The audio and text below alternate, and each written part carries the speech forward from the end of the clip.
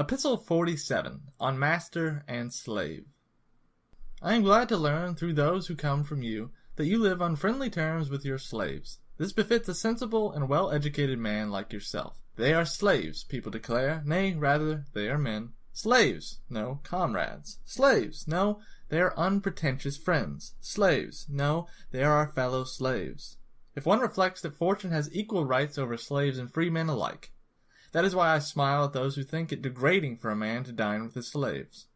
But why should they think it degrading? It is only because purse-proud etiquette surrounds a household at his dinner with a mob of standing slaves.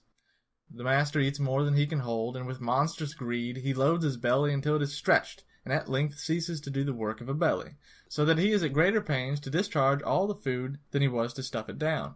All this time the poor slaves may not yet move their lips, even to speak. The slightest murmur is repressed by the rod. Even a chance sound, a cough, a sneeze, or a hiccup, is visited with the lash.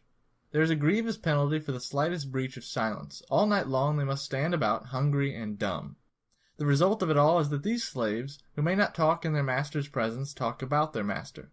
But the slaves of former days, who were permitted to converse not only with their master's presence, but actually with him, whose mouths were not stitched up tight, were ready to bare their necks for their master, to bring upon their own heads any danger that threatened him. They spoke at the feast, but kept silence during torture. Finally, the saying, in allusion to this same high-handed treatment, becomes current. Quote, as many enemies as you have slaves. They are not enemies when we acquire them. We make them enemies.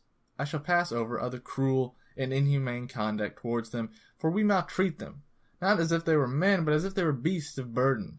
When we recline at a banquet, one slave mops up the disgorged food, another crouches beneath the table and gathers up the leftovers of the tipsy guests. Another carves the priceless game birds. With unerring strokes and skilled hand he cuts choice morsels along the breast or the rump. Hapless fellow, to live only for the purpose of cutting fat capons correctly, unless, indeed, the other man is still more unhappy than he, who teaches this art for pleasure's sake, rather than he who learns it because he must. Another, who serves wine, must dress like a woman and wrestle with his advancing years. He cannot get away from his boyhood, he is dragged back to it. And though he has already acquired a soldier's figure, he is kept beardless by having his hair smoothed away or plucked out by the roots. And he must remain awake throughout the night, dividing his time between his master's drunkenness and his lust. In the chamber he must be a man, at the feast a boy. Another, whose duty it is to put a valuation on the guest, must stick to his task, poor fellow, and watch to see whose flattery and whose immodesty, whether of appetite or of language, is to get them an invitation for tomorrow. Think also of the poor purveyors of food, who note their master's taste with delicate skill, who know what special flavors will sharpen their appetite, what will please their eyes, and what new combinations will rouse their cloyed stomachs, what food will excite their loathing to sheer satiety, and what will stir them to hunger on that particular day. With slaves like these, the master cannot bear to dine. He would think it beneath his dignity to associate with his slave at the same table. Heaven forbid. But how many masters is he creating in these very men? I have seen, standing in the line before the door of Callistus, the former master, I have seen the master himself shut out while others were welcomed. The master who once fastened the for sale ticket on Callistus and put him in the market, along for the good-for-nothing slaves. But he has been paid off by that slave who was shuffled into the first lot of those on whom the crier practiced his lungs. The slave, too, in his turn has cut his name from the list, and in his turn has adjudged him unfit to enter his house. The master sold Callistus, but how much has Callistus made his master pay for it? Kindly remember that he whom you call your slave sprang from the same stock, is smiled upon by the same skies, and on equal terms with you yourself, lives and dies. It is just as possible for you to see in him a free-born man as for him to see you a slave. As a result of the massacres in Marius' day, many a man of distinguished birth, who was taking the first steps towards senatorial rank by the service in the army, was humbled by fortune, one becoming a shepherd, another a caretaker of a country cottage. Despise, then, if you dare, those to whose estate you may at any time descend, even when you are despising them. I do not wish to involve myself in too large a question, and to discuss the treatment of slaves, towards whom we Romans are excessively haughty, cruel, and insulting. But this is the kernel of my advice. Treat your inferiors as you would be treated by your betters. And as often as you reflect how much power you have over a slave, remember that your master has just as much power over you. But I have no master, you say. You are still young. Perhaps you will have one. Do you not know at what age Hecuba entered captivity, or Croesus, or the mother of Darius, or Plato, or Diogenes? Associate with your slave on kindly, even affable terms. Let him talk with you, plan with you, live with you. I know that at this point many will cry out against me in body. They will say, there is nothing more debasing and more disgraceful than this. But these are the very persons whom I sometimes surprise kissing the hands of other men's slaves.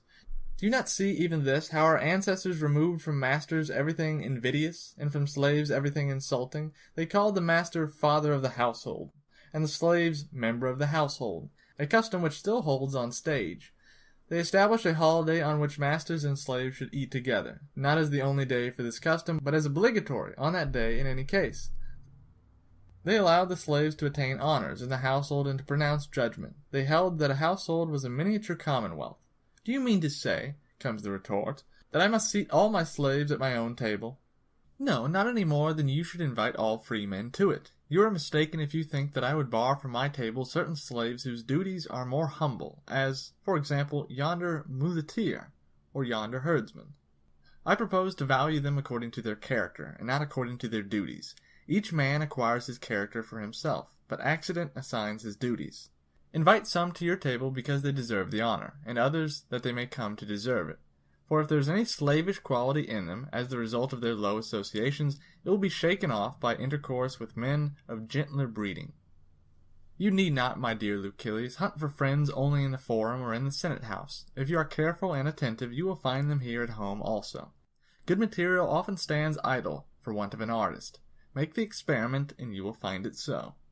As if he is a fool who, when purchasing a horse, does not consider the animal's points, but merely his saddle and bridle, so he is doubly a fool who values a man from his clothes or from his rank, which indeed is only a robe that clothes us.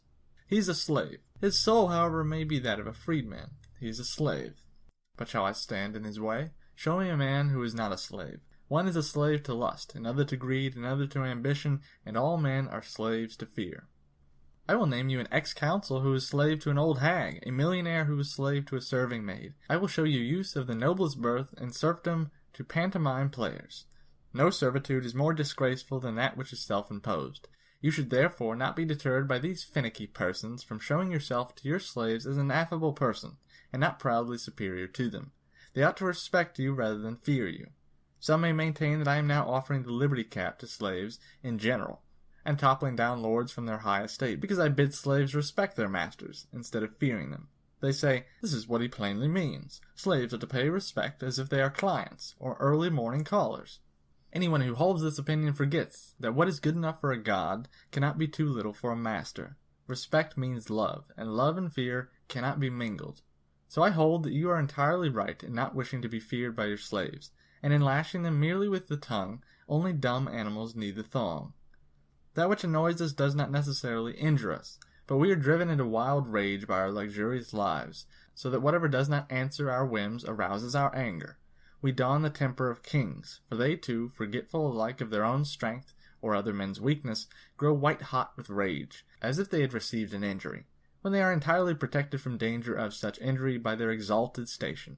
They are not unaware that this is true, but by finding fault they seize upon opportunities to do harm. They insist that they have received injuries, in order that they may inflict them.